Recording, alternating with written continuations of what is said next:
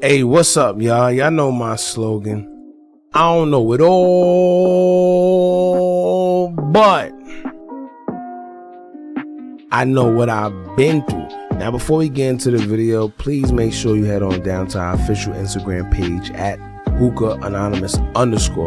Alright, we're able to be a little more explicit on there, a little more uncensored, and talk freely and share freely without running the risk of getting our page terminated. So make sure you head on down to our official Instagram at hookah_anonymous_ and follow us there. Alright, now let's get into what you guys came to see. Now, recently, a Cook County inmate by the name of Bloodbath did a phone interview with DJ U, and he had a few interesting things to say about King LilJay. Now, he spoke about King Von, Bezu, Rico Reckless, and a few other guys as well, but today we're going to focus on LilJay. Now, with all the rumors flying around about LilJay going to PC, and then the other rumor about him messing with boys while in the county, LilJay has been having to answer to these rumors. Despite the decent success his music has been getting on YouTube. Now, his views are all going up, and he's been trending on YouTube a couple of times after putting out videos, but this one thing seemed to haunt him down.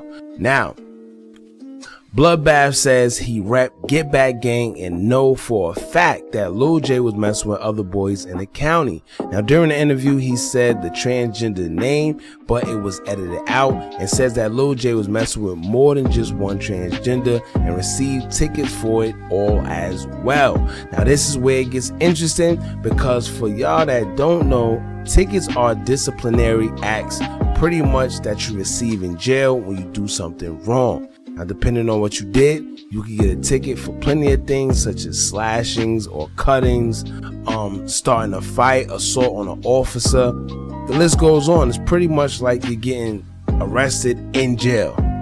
You see what I'm saying? So now Bloodbath is alleging that LilJay caught tickets for sexual misconduct, and with the names that he mentioned of the transgenders, you can actually look those ticket numbers up, and that'll prove that LilJay was in fact messing with other guys while he was incarcerated. Now, let me tell you right now, that's a total game changer. All right, because if those ticket numbers ever get out and people see that, then it's pretty much a wrap. No more debating about whether it's true or not, because that's literally all you need. And I'm gonna be honest with y'all, man. At first I was 50-50 about it, saying maybe they just making it up because those are his ops. That's what they do. You know, they make things up about other ops sometimes, saying this, that, and the third, whatever. But I'm a firm believer in where there's smoke, there's fire.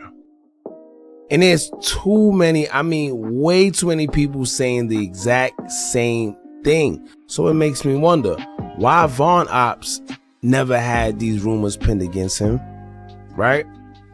Who else was locked up? Why Dirk never had those rumors? Why Tay Capone never had those rumors? Why Rondo never had those rumors? You see where I'm going with it? So I don't know, man. I can't call it because I wasn't there, and nor do I have any core key evidence. But man, something just don't seem right. And Blood's story sound pretty accurate, because he said that LilJay figured that he was never coming home. So with that in his mind, he figured, well, if I gotta be here for the rest of my life, then it is what it is. I'm never getting out to be ridiculed anyway. I gotta remember, he pretty much went down for murder or attempted murder. I think it was a murder, or whatever the case may be. You know, so it's like he probably figured, well, I'm never gonna get out. Nobody's ever gonna see this. See me, to ridicule me, antagonize me. It is what it is. I'm gonna be in here forever. You know, and that kind of does make sense, because I've seen people crash out like that on numerous of occasions, not just doing things like that. You know, you got guys that feel like they're never coming home, so they'll start fights or cut or whatever it is in there, because they just feel that, you know, their life is thrown away anyway. Right now, honestly, LilJay already answered questions about him being with men and questioning his manhood on a first saycheese interview. However, Bloodbath, and pardon me because that name sounds funny as hell, but Bloodbath not only accused LilJay, but he actually came with receipts, unlike the rest of the guys that accused LilJay of messing with boys in the county. It's just unfortunate that they edited those names out, and I think the ticket numbers, so we can't really do much with it, but we do know that he said certain names during that interview. So during the new Say Cheese interview featuring LilJay, he was asked once again, or barely asked, because Sean didn't really get the chance to get it out, because LilJay was asked about Bloodbath and how true the allegations against him were, and he didn't really get to finish because, you know, LilJay kept cutting him off and, you know, pretty much saying whatever he wanted to say. Now, one thing I'm gonna say is this, right? The boy Jay, LilJay, he a comedian, because the whole Bloodbath, Don't Do It, the Malibu's Most Wanted line, that was a good one, because that was actually one of my favorite movies growing up. But yeah, man, LilJay says that he didn't even know who Bloodbath was, and he was just deriding the ops, but it's like he never spoke on it fully, if you ask me. He kind of just brushed it off and danced around the question, mentioning how much money he got and how much girls he been getting and driving foreigns. Alright, now let me tell y'all something. I'm big on psychology, I'm big on, you know, body language and all that. When someone starts talking about money and mentioning things that got nothing to do with the question or topic at hand, or try to divert and talk over someone when they're trying to ask a question, 9 times out of 10 they're hiding something and trying to deflect from the initial question. All right, and pretty much that's what I got here. Every time Sean tried to ask him a question concerning, you know, the allegations and the rumors floating around about him and transgender men in the county, he just kept talking about he's getting too much money right now. These dudes is broke. He doing his thing. They mad at him, and I understand, because like I said, it's the ops. However, it's gonna come a time that he's gonna have to do more than that to get people to believe him, because now it's starting to be a little it's starting to be a little much of a repeating record. You know, everybody's saying the same thing. Once again, where there's smoke, there's fire. Now, I can't wait to see what Bloodbath probably come back with, because his interview with DJU came out of nowhere, but you know, he's been down for like 9 years.